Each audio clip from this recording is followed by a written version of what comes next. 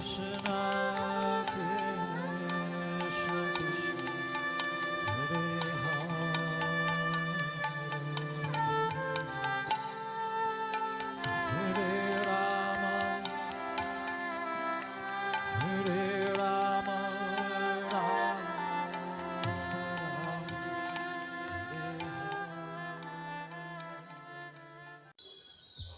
Krishna. Om Ajnanatimirandasya Jnananjanashalakaya Chakshurunmilitam Yena Tasmai Shri Gurave Namaha. Hare Krishna. So we understand that we are spirit soul, we are the Atma, we are not this body. But how we have accepted this body in this world, and how are we connected to the Paramatma, the super soul in this world? So let's know what Krishna describes about this in Bhagavad Gita. So in chapter 7, when Krishna says Arjuna that now I am giving you the complete knowledge about this world and also the superior world, the spiritual world. After knowing this, nothing else will remain for you to know. So this is what he states in chapter 7 in the beginning, and further he explains that he has two energies. First energy is the inferior energy, and the second energy is the superior energy. The inferior energy comprises of all the material ingredients which constitutes the whole world, the material world where we are staying. So Krishna mentions Bhumirapo nalo vayu kammano buddhir evacha ahankaram itiyam me vinna prakritirashtada. So Krishna is saying here the five material elements, that is Pancha Mahabhuta, that is earth, Bhumi, Apo means the water, Anala means the fire, Vayu means the air, and Kam means the ether, the space. So Krishna tells Bhumi, Apo, Analo, Vayu, Kam. Then further he mentions which are more subtler.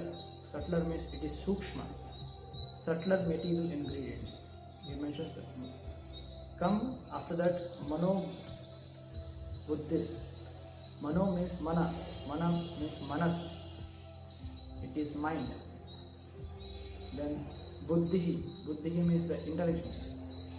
Kam Mano Buddhi Eva Cha. Cha means and. Further he tells that Ahankara iti yam me. Ahankara. Ahankara means the false ego. So iti yam me means all these 8 material elements are my energies. Vinna prakritir ashtada. Ashtada means 8. Prakriti means the nature, material nature. These are all ingredients of the material nature, and it is my inferior energy. So we can observe if this whole world is made up of these material ingredients only. Any matter, if you consider, that is made up of these Pancha Mahabhuta: earth, water, fire, air, ether. You can see the wall. Wall is the major ingredient is earth. If you see the water, the major ingredient is the jala, that is apa. So like this, we can see any material thing in this world is comprised of this Pancha Mahabhuta. And more subtler than the Pancha Mahabhuta is the Mana, Buddhi, Ahankar, that is mind, intelligence and false ego. So that is constituent part of the living entity. That's why he further mentions, Krishna mentions in the next verse immediately, in the 7th chapter, that Apareyam itastvanyam prakritim vidhi me param jiva bhuta mahabhavo Yayedam Daryate Jagat. So he mentions here that Apareyam itastu anyam. Apareyam means that which is more superior than this. Itastu anyam. Anyam is that which is the of other nature. Because the jiva, the spirit, is of completely opposite nature to the matter. Matter is dull, matter is changing, matter doesn't have consciousness.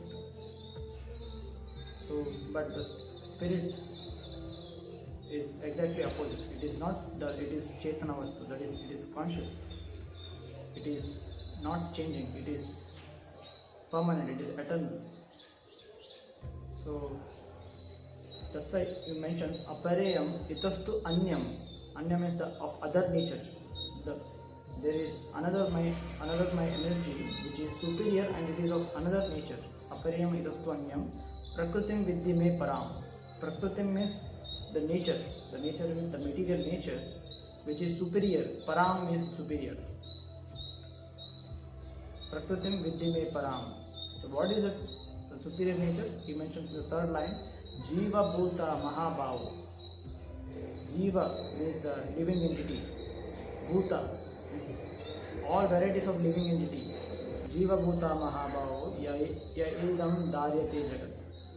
Here is mentioning Arjuna as Mahabhava. Ya-edam means who is pervaded, who is present in every part of the universe. Ya-edam daryate jagat. Jagat means the universe. So living entities are present everywhere. So like this, Krishna mentions is two energies, that is superior energy and the inferior energy. So now, if we analyze, we ourselves are the spirit soul, that is Atma, and we have got the body. So the body is having two bodies. One is visible and other is not visible. The visible body is called as the gross body, and the gross body comprises of the Pancha Mahabhuta, the body which we can see through our eyes, which we can perceive, so which we generally see. That is called body made up of Pancha Mahabhuta: earth, water, fire, air, ether.